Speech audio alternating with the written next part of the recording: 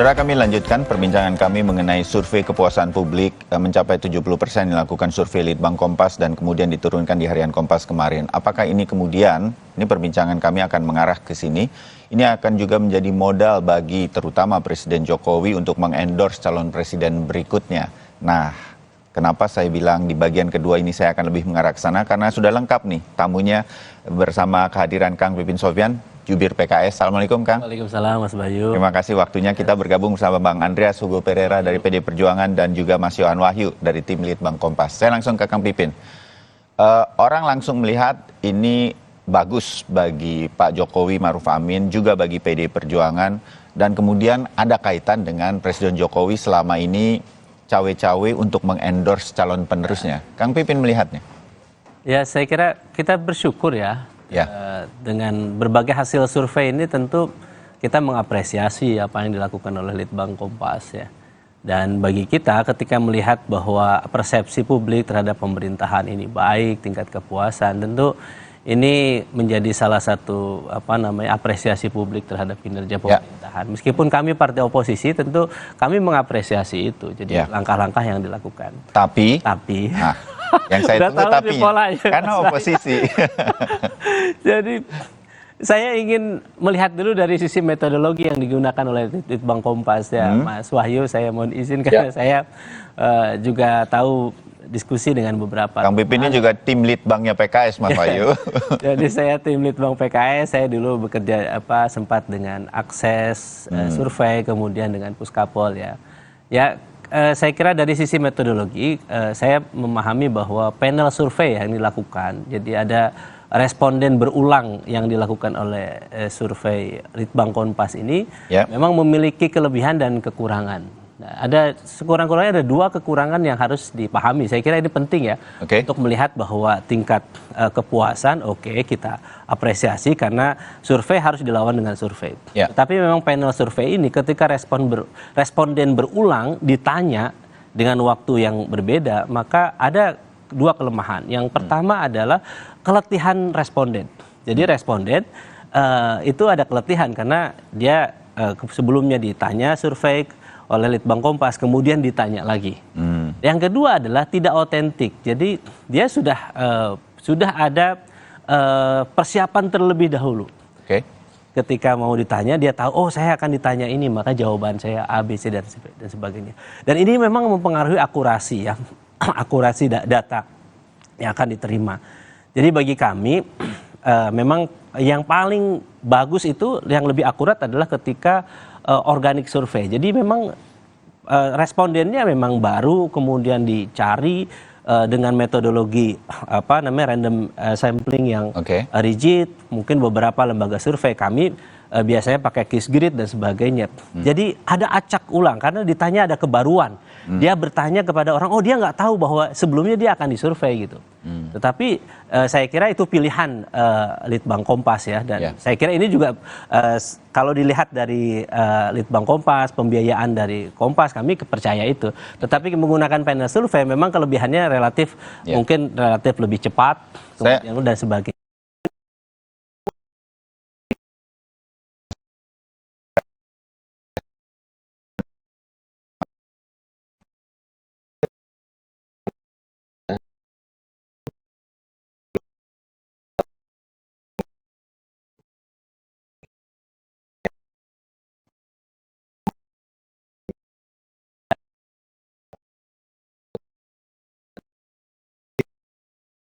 Mendapatkan responden misalnya 1.200 orang itu 3 bulan lagi kita tanya orang yang sama, itu secara teknis memang susah meskipun kita sudah pernah nyoba.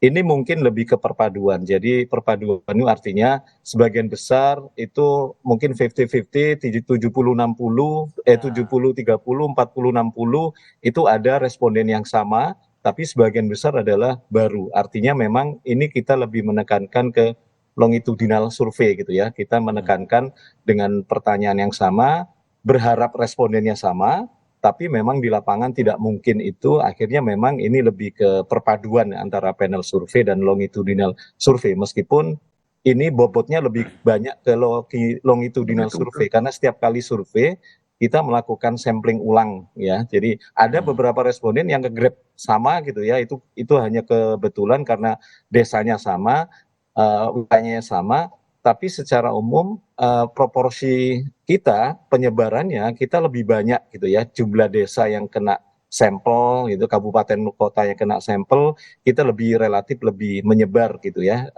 Paling tidak dibandingkan teman-teman lembaga survei yang lain, persebaran kita relatif lebih menyebar dibandingkan yang lain. Itu yang komentar saya terhadap pendapat Bang Pipin. Tapi saya sepakat memang metode apapun sebenarnya punya kelebihan dan kekurangan gitu ya. Panel survei itu kelebihannya apa? Kita akan tahu perubahan pilihan orang dengan akurat gitu ya. Kalau dia kemarin 3 bulan kemarin milih partai A misalnya, 3 bulan kemudian dia milih partai apa. Jadi akurat. Orangnya sama gitu ya. Tapi memang ada beberapa desain-desain kuesioner pertanyaan yang memang kita bisa uji ketika orangnya yang sama, dia bisa saja kemudian bias gitu ya. Dengan sering kita datengin, itu otomatis ketika ditanya, oh ini kok lembaganya ini, akhirnya dia mungkin lebih aware untuk menunjukkan aware, memberikan respon-respon palsu dalam tanda petik. Benar. Tapi memang ada kelebihan dan kekurangannya. Tapi verifikasinya seperti apa? Verifikasinya adalah bagaimana kita bandingin aja dengan lembaga lain dengan isu yang sama. Sebenarnya survei itu kan sebenarnya yang kita baca ada polanya gitu ya. Bukan lebih angka realnya tapi polanya. Lembaga survei yang lain apakah survei kepuasan terhadap pemerintah sama apa tidak? Kalau kita lihat beberapa lembaga survei hasilnya sama, polnya sama ya. Sebagian besar responden menyatakan puas dengan kinerja pemerintah. Jadi sebenarnya lebih membaca pola itu yang lebih penting untuk kita tahu, memverifikasi dan melakukan validitas gitu ya survei ini real benar atau tidak gitu. Baik Mas Wahyu. Saya mungkin ingin menambahkan dulu ya. Jadi konsekuensinya memang kita kalau di dunia politik itu memang tidak ada sesuatu yang given begitu saja. Kita bisa berasumsi ketika ini fix responden, artinya responden yang berulang, kita tidak tahu apakah responden yang berulang itu ditreatment secara khusus atau tidak selama waktu 3 bulan itu. Jadi itu mungkin ya, misalnya orang bisa berasumsi itu bahwa itu ditreatment secara khusus sehingga nanti ada perubahan terhadap pihak tertentu, misalnya elektabilitas partai akan berubah, capres tertentu akan berubah. Karena apa? Ada treatment, ada rekayasa sebelumnya, sebelum dilaksanakan survei. Tapi secara umum, survei Litbang Kompas, survei lembaga lain, lembaga ABC, mungkin bisa dilihat bagaimana kemudian polanya kan? Kami selalu membuat penelitian, mengkaji bagaimana 3 bulan terakhir itu perbedaan masing-masing lembaga survei. Jadi kalau surveinya PKS berbeda 180 derajat? Tidak selalu. Jadi tetapi selalu ada perbedaan di angka 5-10%. Perbedaan selalu ada di tingkat tidak tahunya berapa persen. Jadi respondennya panel survei ini memang menyebabkan tingkat ketidaktahuannya rendah. Berbeda dengan otentik atau misalnya organik survei. Dia selalu tidak tahu atau tidak menjawabnya lebih tinggi dibandingkan panel survei ini. Jadi di situ memang karena memang ada treatment sebelumnya. Jadi dia udah tahu bahwa dia akan kemungkinan akan menjadi responden selanjutnya. Jadi bagi kami kami menghormati tentu masing-masing lembaga survei. Kami juga melakukan kajian, kemudian masing-masing survei membandingkan satu dengan yang lainnya. Nah, yang kedua, poin kedua, kalau lebih dan kurangnya sebuah survei kita sama-sama mengerti, sama-sama orang survei sudah menjelaskan. Betul. Poin kedua. Tapi memang arahnya dari situ memang akan melihat bagaimana kami harus melihat bahwa survei juga sebagai alat untuk memobilisasi pilihan, memobilisasi preferensi politik, memobilisasi persepsi publik terhadap bahwa kerjanya baik, maka kalau tingkat kepuasannya baik, maka kemungkinan akan memberikan endorser yang kuat terhadap calon presiden yang akan diusung oleh Pak Jokowi misalnya. Atau misalnya bisa jadi menegasikan kepada upaya capres-capres lain yang tidak di-endorse oleh Pak Jokowi. Jadi bagi kami sebetulnya ketika melihat survei tingkat kepuasan Pak Jokowi baik secara umum, tetapi tentu kita melihat mana poin-poin yang menurut rakyat tidak baik misalnya. Tadi misalnya tingkat kepuasan rakyat tentang kasus suap, pengangguran itu masih di bawah begitu. Tentu itu menjadi concern kita. Jadi bahwa ke depan ini harus diperbaiki. Disitulah maka Mas Anies calon presiden yang diusung oleh PKS selalu melihat bahwa kita tetap harus mengapresiasi, melihat bahwa program Pak Jokowi bagus, bagaimana membangun jalan tol. Pasti ada lebih dan kurang. Dan kemudian, tapi apakah berhenti di situ? Kita harus melihat bagaimana jalan yang tidak berbayarnya, keadilan untuk seluruh rakyat Indonesia. Bagaimana politik anggaran tentang subsidi mobil listrik misalnya, apakah itu sudah memberikan keadilan bagi seluruh rakyat Indonesia atau misalnya ada yang lain? Kenapa nggak diberikan misalnya kompensasi bagi subsidi atau misalnya penghapusan pajak sepeda motor misalnya bagi rakyat Indonesia? Nah, menurut Anda Pak Jokowi harusnya mampu melakukan itu kan? Nah, ini terkait dengan politik anggaran. Makanya penting kami sebagai partai pendukung Mas Anies Baswedan mengatakan bahwa setiap kebijakan ke depan harus dilihat dari sisi keadilan. Apakah ini memenuhi rasa keadilan publik atau tidak? Ketika itu tidak memenuhi rasa keadilan publik, disitulah negara harus hadir. Disitulah harus ada evaluasi. Jadi tentu bagi kami membawa koalisi perubahan untuk persatuan ke depan, kita ingin memastikan bahwa rakyat semua merasa negara itu hadir bagi semuanya. Negara tidak hanya hadir bagi rakyat yang menengah ke atas, tetapi hadir juga bagi menengah ke bawah.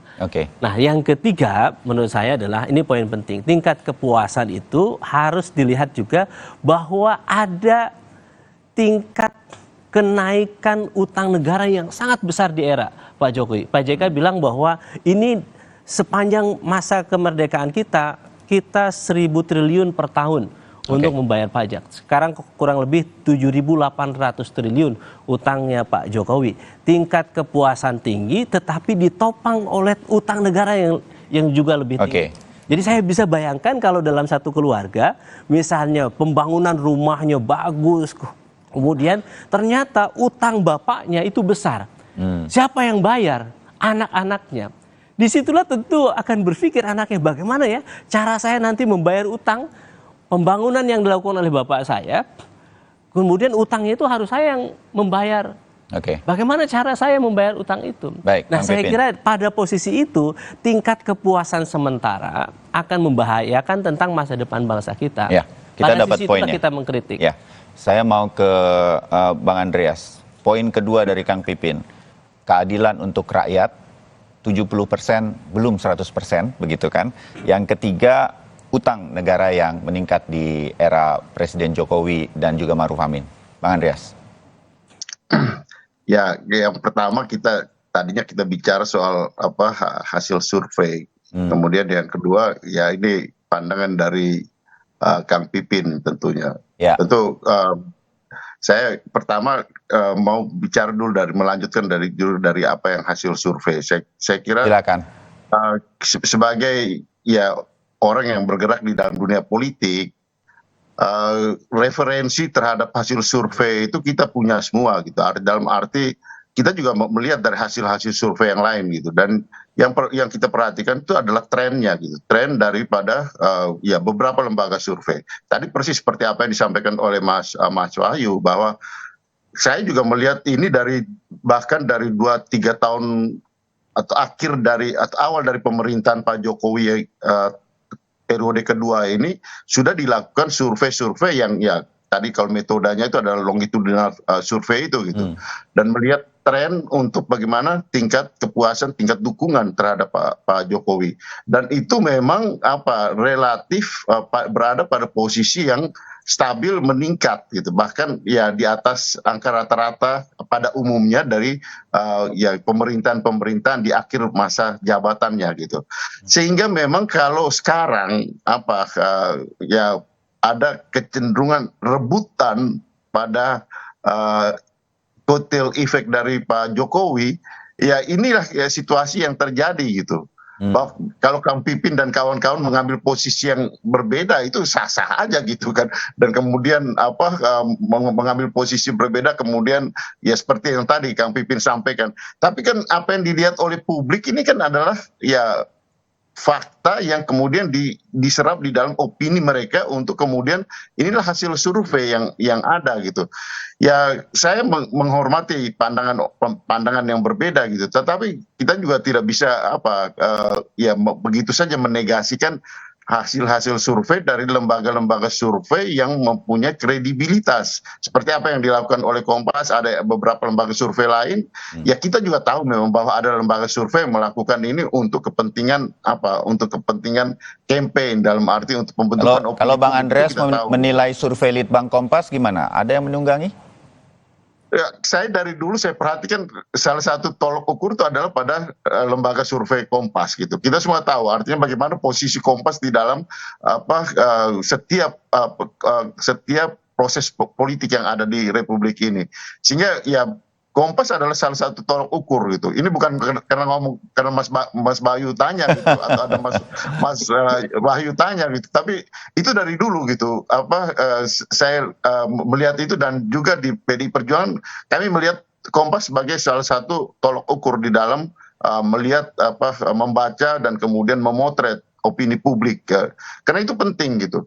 Ya ada juga lembaga-lembaga survei. Kami pun melakukan survei untuk kepentingan hal, dan di situ kan kita bisa membandingkan kan realita-realita yang dipotret dalam bentuk opini masyarakat terhadap ya pemerintahan ini, terhadap partai politik tentunya.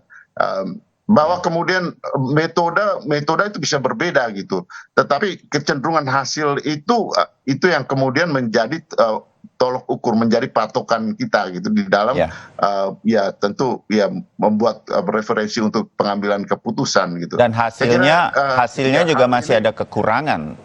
42% jual beli kasus hukum, memberantas suap masih kurang memuaskan. 43% menyediakan lapangan kerja atau mengurangi pengangguran masih menjadi catatan utama dari hasil survei Litbang Kompas ini.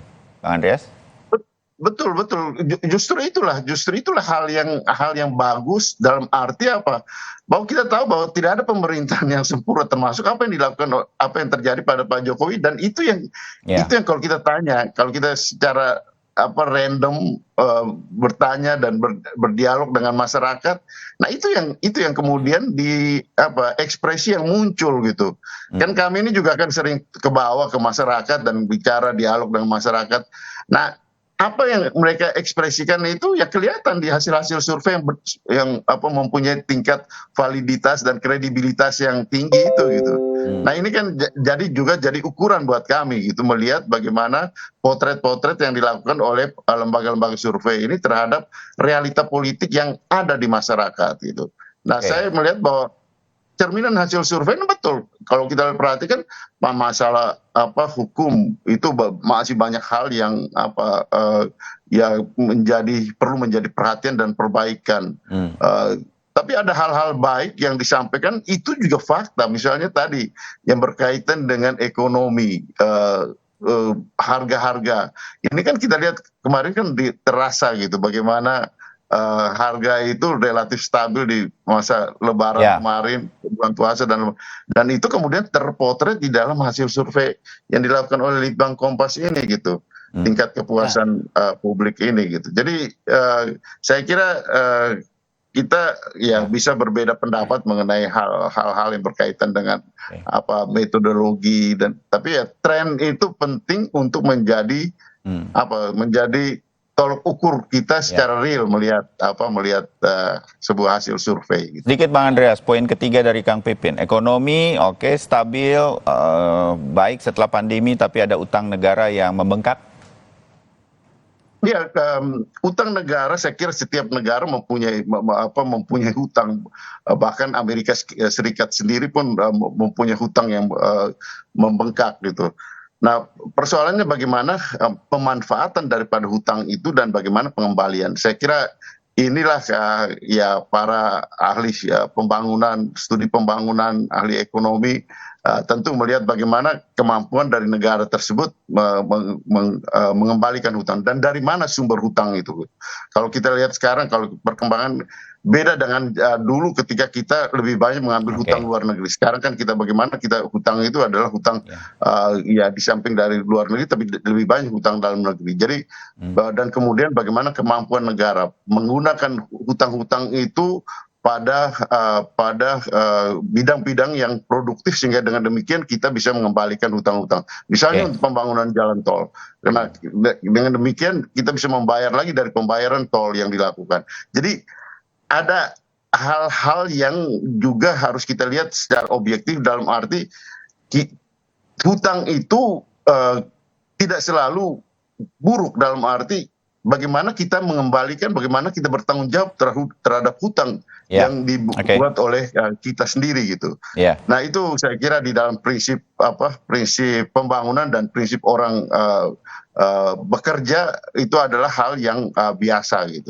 Di bagian akhir ini ya Bang Andreas, Kang Pipin juga Mas Wahyu, kan sebetulnya diakui juga oleh PDI Perjuangan dan kita lihat juga bersama dengan PKS, nggak perlu jadi oposisi, kita juga melihat lebih dan kurang sebuah pemerintahan itu pasti ada. Betul. Ya kan, kira-kira begitu, dan dalam survei ini tergambar sekali. Bang Andreas, apakah ini menurut PDI Perjuangan menjadi modal begitu? Orang tuh bicaranya, wah ini kalau hasil surveinya kayak begini terus stabil sampai nanti ending Pak Jokowi Maruf Amin, ini akan menjadi modal untuk endorse. Betulkah begitu Bang Andreas? PDI Perjuangan melihatnya seperti itu untuk mengendorse suksesor dari Pak Jokowi bagi seorang Presiden Jokowi, Bang Andreas? Ya ini pertanyaan konfirmasi. Saya kira semua orang juga sudah tahu Mas Bayu.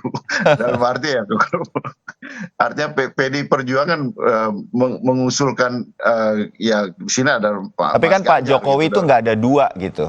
Bisa saja suksesornya belum tentu mampu melakukan apa yang dilakukan seseorang, siapapun. Begitu kan? Bagaimana hal itu bisa kemudian menjadi keyakinan publik bahwa yang di-endorse oleh Pak Jokowi adalah the best man untuk Indonesia selanjutnya, kira-kira, Bang Andreas? Saya kira yang lebih penting adalah pada legacy daripada Pak Jokowi dalam arti poin-poin kebijakan itu. Bukan Pak Jokowi memang tidak bisa tergantikan, tapi kebijakan-kebijakan itu yang kemudian bagian-bagian yang perlu dilanjutkan dan kemudian diperbaiki, diakselerasi.